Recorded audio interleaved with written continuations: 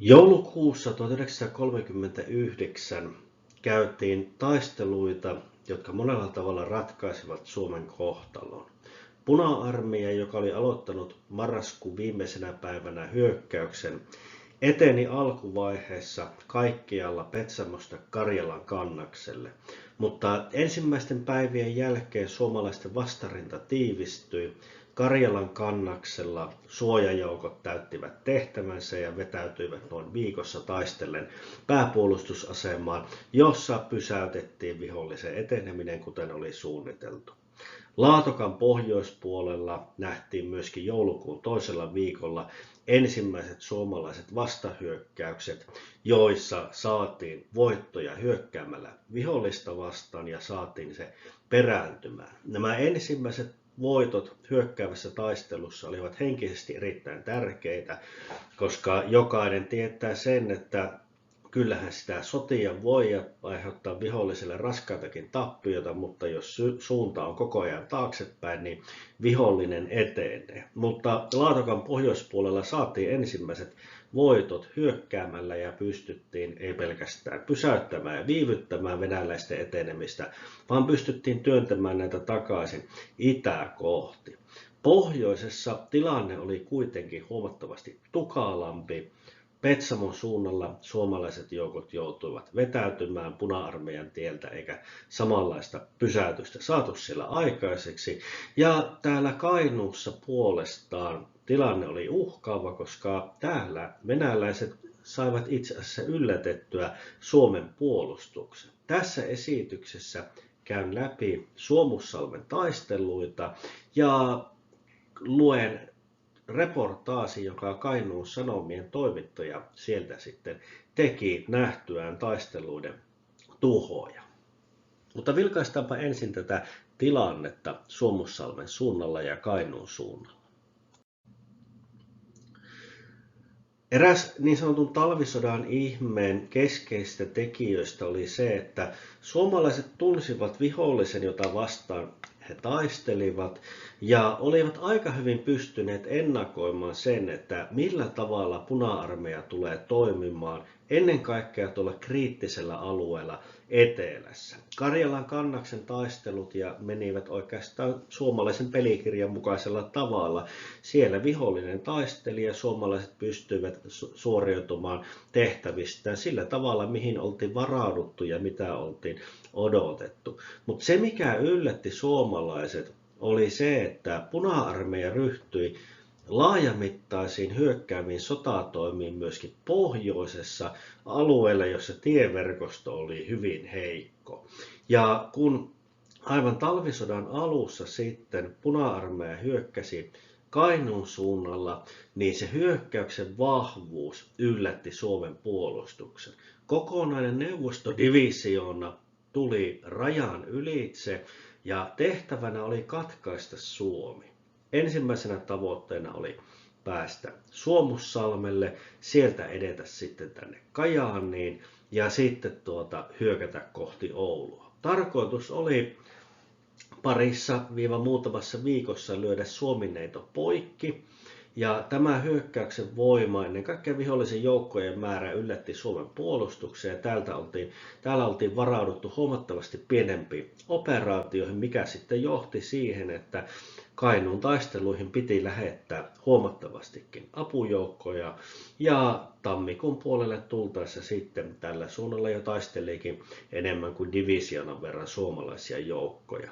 Mutta miksi venäläiset tällä tavalla lähtivät hyökkäämään, niin tosiaan sillä taustalla oli tämä ajatus näiden mekanisoitujen joukkojen ylivoimasta ja myöskin ajatus siitä, että suomalaisten vastarinta kyllä saadaan nopeasti murskattua, mutta myöskin taustalla se, että muistissa olivat nämä Suomen sodan opetukset.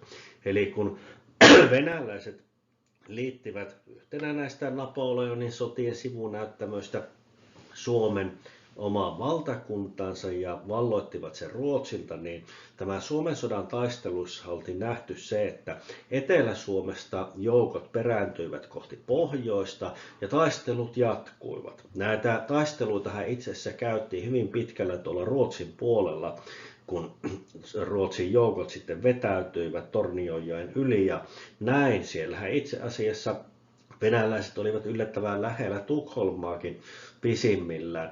Mutta se nyt on toinen tarina, mutta se mikä tässä oli se opetus oli se, että venäläiset halusivat katkaista suomalaisjoukkojen etenemisen niin, että ei tulisi tällaista tilannetta, että pääsisivät taistellen vetäytymään kohti pohjoista ja mahdollisesti sitten aina sinne Ruotsiin saakka. Eli Suomi-neito piti pätkäistä kapeammasta kohdasta poikki, estää etelässä olevien joukkojen vetäytyminen kohti pohjoista. Ja tämäkin oli sitten näitä operaatioita, joissa oltiin varauduttu hyvin nopeaan lopputulokseen. Aivan sellaiseen nopeuteen venäläiset eivät kyenneet, mitä olivat tavoitteeksi asettaneet, mutta niin tämä puolustautuminen täällä pohjoisempanakin alkoi suomalaisten vetäytymisellä. Puna-armeija saavutti Suomussalmen kirkonkylään ensimmäisen tärkeän etapin 8. päivä joulukuuta, mutta suomalaisten vastahyökkäyksen valmistelut olivat jo tuossa vaiheessa käynnissä, ja kun suomalaisten hyökkäys sitten lähti liikkeelle, niin venäläisten yhteydet tuonne itään saatiin verrattain nopeasti poikki, kun suomalaiset saivat haltuunsa Raatteen tien. Tämän myötä sitten alkoi hyökkäys sitten näitä Suomussalmella olleita joukkoja vastaan, ja neuvostoliittolaiset löysivätkin itsensä tilanteesta, jossa nämä mekanisoidut joukot olivat hankaluuksissa, kun huoltoyhteydet olivat poikki, ja talviset olosuhteet hyvin voimakkaasti suosivat sitten suksilla liikkuvien suomalaisten toimintaa. Tässä myös tärkeää oli se, että kun suomalaiset näissä Suomussalmen taistelussa sitten saivat lisäjoukkoja, niin suomalaisten liikkuvuus yhdistettynä siihen, että tilannekuva oli huomattavasti parempi kuin venäläisillä. Suomalaiset siis pystyivät radiotiedustelun avulla seuraamaan venäläisten viestiliikennettä, joka paljasti sekä vihollisen joukkojen sijainteja että myöskin sitä, mitä nämä oikein aikoivat tehdä. Tämä kun täydentyi sitten perinteisen tiedustelutoimintaan, jota tehtiin hiiviskelemällä ja tiedustelemalla vihollisen joukkojen sijaintia, liikkeitä ja niin edelleen, niin suomalaisilla oli erinomaisen hyvä tilannekuva, ja kun tämä vastahyökkäys käynnistyi, niin tämä antoi sitten suomalaisille etulyöntiaseman, jossa sitten pystyttiin eristämään Suomussalmelle nämä vihollisen joukot. Suomalaisten tilannetta kuitenkin vaikeutti huomattavasti se, että siinä vaiheessa, kun vastahyökkäys käynnistyi, niin joukkoja oltiin saatu kyllä siirrettyä kohtalaisia määriä alueelle taistelutoimiin, mutta tykistöä ei juurikaan ollut saatavilla. Ja tämä yhteyden katkeaminen sitten sinne Neuvostoliiton suuntaan, Raattentien menetys, niin tässä tilanteessa sitten tämä Suomussalmen kirkonkylällä ja sen ympäristössä olevien puna-armeijan joukkojen asema muuttui erittäin tukalaksi, ja joulukuun 29. päivä ne joutuivat sieltä sitten perääntymään, tai voisi sanoa, että suorastaan pakenivat sieltä jättäen verrattain runsaasti saalista suomalaisille. Ja näiden Suomussalmen taisteluiden ollessa aivan loppusuoralla sitten paikalle saapuu myöskin Kainuun Sanomien toimittaja, joka sitten raportoi seuraavalla tavalla näistä Suomussalmen taisteluista ja siitä, mitä siellä oikein näki. Huomioarvoissa oli kuitenkin se, että Neuvostoliitto oli myöskin ymmärtänyt tämän tilanteen hankaluuden, ja jo uusi divisioona oli tuossa vaiheessa liikkeellä. 44. divisioona, tämä kuuluisa lähinnä ukrainalaisista koottu yksikkö, oli jo lähtenyt liikkeelle Raattentietä pitkin, ja sen tavoitteena oli saavuttaa nämä mottiin jääneet tai hankalaan asemaan jääneet neuvostojoukot, vapauttaa ne ja saada sitten uudelleen hyökkäys käyntiin ja etenemään. Mutta kuunnellaanpa seuraavaksi Kainuun Sanomien toimittajan reportaasia näistä Suomussalmen taisteluista. Auton moottori surisee tasaisesti ja himmennetty valokiila halkoo metsäistä maastoa. Kohta kuitenkin pimeys alkaa muuttua aamuhämäräksi ja vaarat näkyvät jo vaaleampana taivasta vasten. Pian olemme Suomussalmella, ja ellen erehdy, niin heti miten alkaa kuulua pauketta. Ryssät rupeavat ampumaan heti päivän valjetessa, sanoo opas. Vielä 4. tunti, jonka aikana hämärässä vilahtelee miehiä jalkaisin, suksilla, hevosilla ja moninaisin kuormastoajoneuvoin ohitsemme. Seisahdumme Suomussalmen lauttapaikalta länteen olevalle kummulle. Oppaamme kertoo, että juuri näillä tienoin käytiin kovimmat taistelut. Tänne saakka onnistui vihollisen tunkeutua, mutta sitten tulikin seinä eteen. Useamman päivän kestäneiden taistelujen tuloksena oli, että etulinjamme on siirtynyt useita kilometrejä itään ja vihollinen on pahasti saarroksissa. Ja me painostamme edelleen lujasti, selittää opas. Se sakki, joka tuli tästä, luuli kai voimansa marssia sisämaahan, mutta havaitsi liian myöhään erehdyksensä. Tuskinpa kukaan palasi takaisin. Oli jo siksi valoisaa, että voi hieman katsahtaa ympärilleen. Ei ole ihme, ettei siitä joukosta monikaan palannut takaisin omiensa luokse, sillä tämä töyry on hyvä puolustuspaikka. Taidolla sijoitettu konekivääripesäke hallitsee varsin laajaa maastoa ja kiväärimiehillä on kehuttavat ampuma-asemat. Taistelun jälkiä on kaikkialla. Aivan lossin lähellä törröttää muutama savupiippu. Puhelinlangat ovat monesta kohtaa poikki, granaatinkuoppia ammottaa siellä täällä ja tanner on poljettu. Miehiä liikkuu töyryllä edestakaisin, mikä missäkin tehtävässä. Eräs ryhmä järjestäytyy mennäkseen kokoamaan vihollisen ruumiita hautaamista varten. Sitä hommaa meillä on ollut useamman päivän, selittää oppaamme, sillä täällä ajoi vihollisen päällystö miehiään suoraan kuolemaan. Suurin osa on jo haudattu, mutta vielä on tälläkin puolella hautauspaikkaa muutamia kymmeniä ruumiita. Menemmekö niitä katsomaan? Sellaisesta, joka ei ole tilanteesta perillä, tuntuu tuollainen kysymys oudolta, mutta olimme tulleet tänne vartavasten näkemään, miltä todellinen taistelutanner näyttää, ja me lähdimme 200 metriä metsän sisään. Hiekkaperäisen maahan oli kaivettu avoin hauta, johon vihollisen ruumiita oli kasattu röykkiöinä. Kuolleet lepäävät kankeina ja jäätyneinä ojennetuin käsivarsin, ikään kuin syyttääkseen niitä vallanhimoisia demonisia voimia, jotka olivat ajaneet heidät kuolemaan. Kun katselen tuota röykkiötä, on silminpistävintä ruumiiden likaisuus. On käsittämätöntä, miten ihmiset ovat edes voineet tulla toimeen sellaisissa rääsyissä. Parhaimmat varusteet ovat jotenkuten topattu takki, topatut housut, jolla kulla on täydennyksenä risainen mantteli. Menemme takaisin rantatöyrälle, katsahdamme sivumennen aivan lähellä pudotettua lentokonetta ja ajamme jään yli järven toiselle puolelle. Täällä näkyy enemmän miehiä, vaikka maallikko sittenkin ihmettelee joukkojen harvalukuisuutta.